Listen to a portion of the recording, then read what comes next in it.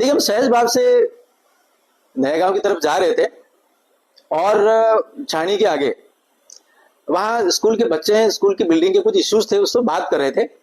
अचानक कुछ लोग आए और कुछ नारेबाजी कर रहे थे और मुझे लगा कि ये लोग शायद कोई मुद्दा रखना चाह रहे हैं, लेकिन कोई मुद्दा नहीं था, केवल विरोध के लिए विरोध था।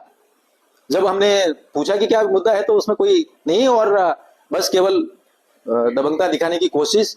मुझे लगा कि ये पूरा हताशा है और निराशा है। थोड़ा एक चेहरा उसमें ध्यान में आया, तो मुझे ऐसा ध्यान आया कि उसने आदिवासी संस्कृति को छोड़ दिया है और ईसाइयत की तरफ पिछले 2-3 पीढ़ी से वो है, वो परिवार। और फिर मुझे एकदम ध्यान आया कि राजस्थान में बहुत बड़ा डेवलपमेंट हुआ है।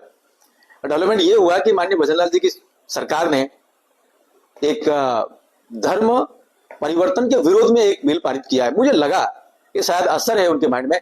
ऐसा करके कांग्रेस ने कुछ धर्मांतरित चेहरों को आगे करके कुछ अपनी जो आक्रोश है वो प्रकट करने की कोशिश की है, ऐसा मुझे लगता है। कांग्रेस ये कह रही है कि जो उन्होंने जो विकास के कार्य किए हैं उसका श्रेय आप लोग ले लेकर लगे हुए हैं। कांग्रेस के तो बहुत बड़े पाप हैं इस देश में, और हमने राष्ट्रीय नेतृत्व में और पूरा अध्ययन अध्यापन के माध्यम से ये ध्यान में आया है कि कांग्रेस के द्वारा इस देश में जो तुष्टीकरण की राजनीति चलाई, उसकी वजह से संस्कृति का संहार हुआ, कानून व्यवस्था भंग हुई, कश्मीर की समस्या नासूर बन गई।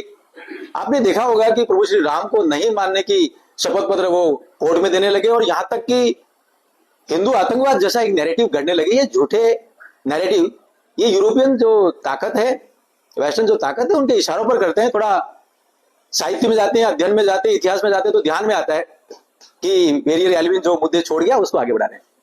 ये जो आज एक वीडियो वायरल हो रहा है उसके अंदर उसको देख के क्या आप ये कह सकते हैं कि ये ईसाइयों का प्रेरित विरोध था या कांग्रेस के विरोध प्रदर्शन किया? देखिए, कांग्रेस ने हमेशा तुष्टीकरण की राजनीति की है और कांग्रेस को ये महापाप जाता है कि पादरी वेरियर एल्विन की जो रचनाएं थी, चाहे वो एंथ्रोपोलॉजी को लेकर हो, चाहे जनजाति के विकास को लेकर हो, एक बहुत खराब शब्द काम में पादरी वेरियर एल्विन लिया करता था कि जनजाति का विकास अभ्यारण्य अजायबघर सिद्धांत पर होना चाहिए।